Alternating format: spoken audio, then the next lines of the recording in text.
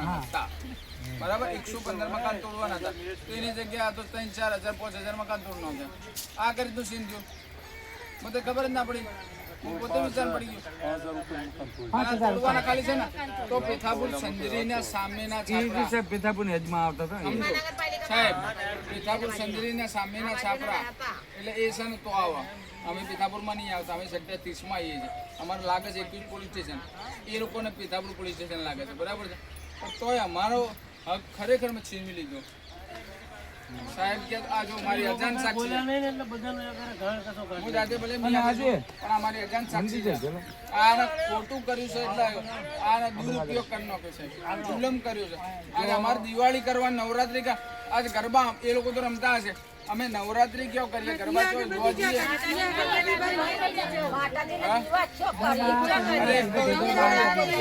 Pregnant હતી. શું થયું ભાઈ આ તમારા હાથને? એક બાજુ જીસીબી આવ્યું અને એક બાજુ દરવાજો કાઢતો હતો અને દરવાજો ને દિવાલ બે જોડે પડ્યું, હાથું પડ્યું. એક છોકરું મરી ગયું. જુલમ કર્યું છે સાહેબ, અત્યાચાર થયું છે અમારો. હા મરી ગયું છોકરું મરી ગયું. દવાખાને લઈ ગયા મને. દવાખાને કોણ લઈ ગયું? પાડોશી ભાઈબંધ લઈ ગયા. દિવાળીની રાતની વાત કરી હતી પણ એ ના કરી, બરાબર છે. આ તો એકદમ આયા આરોપીનું ખાવા જઈને શું કરે? શું થયું બેન?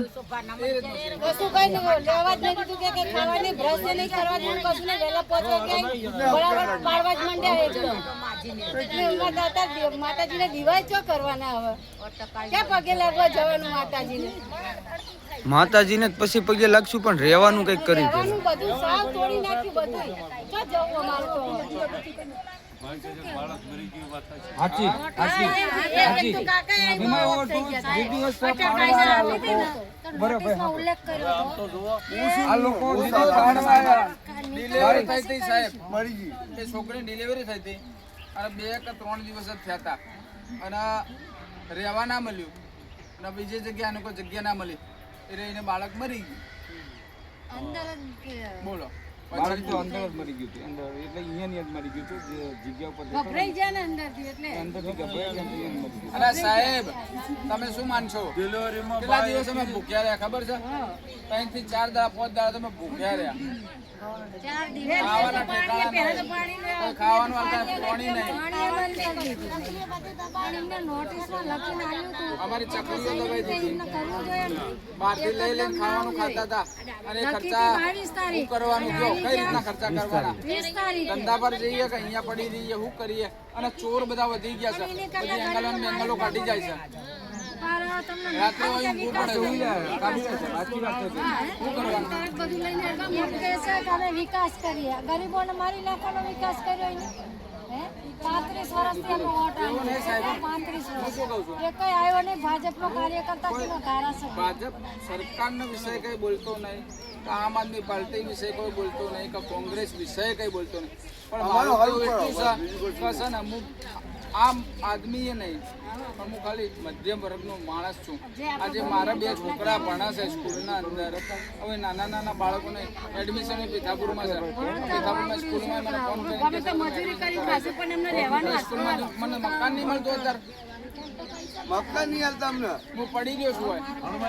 રહેવાનું મને મકાન છોકરા ભણવાને કે નહીં, છોકરાને ડાકુ બનાવી દઉં.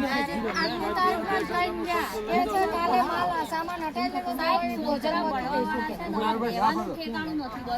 તો છોકરા સ્કૂલમાં જાય કેવી રીતે જુઓ છો ને તમે? આ પરિસ્થિતિ જુઓ છો, છોકરાઓને રાખવાના ક્યાં? સ્કૂલમાં જવાનો સમય, અહીં ખાવાના ઠેકાણા નથી, કશું જ કોઈ ઠેકાણું જ નથી સાહેબ. આજે પાડી છે ને એના દિવસથી તો છોકરાને ભણવાની તો 2 નંબર થઈ ગયું છે. નારી સશક્તિકરણ કહે છે તો 4 વાગે આવીને તો છાપરા પાડે છે, તો ક્યાં ગયું નારી સશક્તિકરણ? બોલો સાહેબ તમે. આંગણવાડી બનાવી એ તોડી નાખી, બરાબર? સરકારી આંગણવાડી એ બી તોડી. પછી પાણીની લાઈનો નંખાઈ, આ લાઈનો રેજો આવડે બનાવી ચાલુ નથી કરી. સરકારી તો પછી એવું બધું આવું તો એવું કર્યું શું? એ ખબર જ ના પડી અમને. હવે તમે જે અમે એમ નથી કહેતા સાહેબ કે તમારી જગ્યાની જરૂર હોય તો લઈ લો, અમને ના નથી, પણ એની જગ્યાએ તમે અમને રહેવા માટેની જગ્યા ફાળવો અથવા મકાનની ફાળવણી કરો. અમારે ના નથી, તમારે જરૂર છે આ જગ્યાની લઈ લો, અમે નથી એના માટે અમારો વિરોધ નથી, પણ એના સામે તમે અમને રહેવા માટેની ફાળવણી કરો કે અમે જઈએ ક્યાં તમે કહો. હવે અમે મજૂરી કરીએ દિવસના 300 રૂપિયા મજૂરી કરીએ, જ્યાંથી આવ્યું છે ત્યાંનો ફક્ત ખાઈએ શું કરીએ? તમે જુઓ આ બધે આ રહેશે એમને તો તમે જુઓ એકવાર. અરે અમારા કોર્પોરેટ નથી આવતા કે નથી આ રીટાબેન છે, આ મત વિસ્તારના કોઈ જોવા તક નહીં, મળવા બી નથી દેતા. આ તો અમે રજૂઆત કોને કરીએ કહો સાહેબ તમે? આ બધી અમારી વ્યાખ્યા અમે કોની આગળ ઠાલવીએ? ભગવાન રોય ને નજર જાય છે ને આયા. અને પછી અમારી વિડીયો શું કરવાની યાર? ભગવાન એ કોઈનું રાજકોટથી અમને ખબર પડી કે ખબર ય નથી. અમે ગરીબ લોકો અન્યાય છો અમે આવી ગયા ને. હા. તમારી બધી આ ભાઈએ કીધું નાનું બાળક એક ઓફ થઈ ગયું, 4 દિવસથી તમે ભૂખ્યા છો. તમારા માટે પૂરી તાકાતથી અમે 29 તારીખથી લડશું. અમે સામે જોઈને આવ્યા છીએ. આ તો આ ભાઈ ત્યાં કઈ ના એવા તમે તૈયાર રહેજો. તમારા ન્યાય માટે કદાચ અમારા પ્રાણ બલવ્યા જાય, તમને મકાન અપાવી દઈશું. એવા નથી તો તમે જોઈ લઈ. અમને જો જગ્યા તમે અમે સપોર્ટ કરવા માટે તૈયાર જ છીએ. અમે ત્યાં સાવણીમાં બેસવા માટે ઉપવાસ બી કરીશું. એવું નથી કે તમારી જોડે અમે પણ કરીશું. હું કહું છું હું બેસીશ તમારી જોડે, પણ અમને છે ને જગ્યાની તમે કોઈ બી કાંઈ બી ફાળવણી કરો અમને. કારણ કે બીજી હવે રજળવાનું હવે ગુજરાતની આપણી બહેનો દીકરીઓ રજળશે નહીં, કાયમી વ્યવસ્થા જોઈશે. પૂરી તાકાતથી લડવાનું તમે બધા તૈયાર રહ્યો. સોલા લોકોએ કીધું કે આપણે 2 દિવસ જવા દેવું. હું તો એને કહેતો કાલથી જ બેસી દેવી, પણ એકવાર રાતે સરકારને ફેક્સ કરીને એક આપી દેવી કાગળ લેટર પેડ કે ભાઈ જો 29 તારીખ સુધીમાં તારામાં તાકાત હોય તો આ બહેનો દીકરીઓને ઘર મકાન પ્લોટ આજ, નકર અમે ઉપવાસ કરીશું.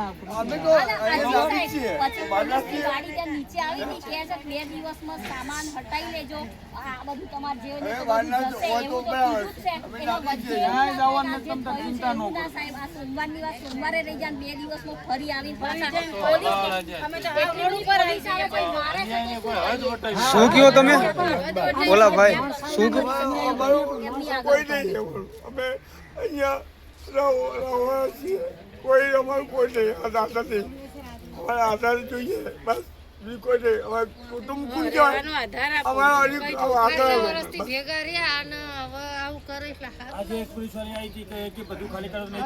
ખાલી કરી નાખજો કે કઈ ગયા છે નીચે આયા હતા ને 2 દિવસ હવે તોડી નાખ્યું છે. હવે હું હજુ તમે અમારે તમે લોકો લેવાની આવો છો છે. ને તો તમારા ઉપર જીસીબી ફેરાઈ દે. હા, એવું કહીને ભરાય, પાર આવા ભાઈ પોલીસ વાળા બધા આ બધા ઉભા રાખી દો હાલો.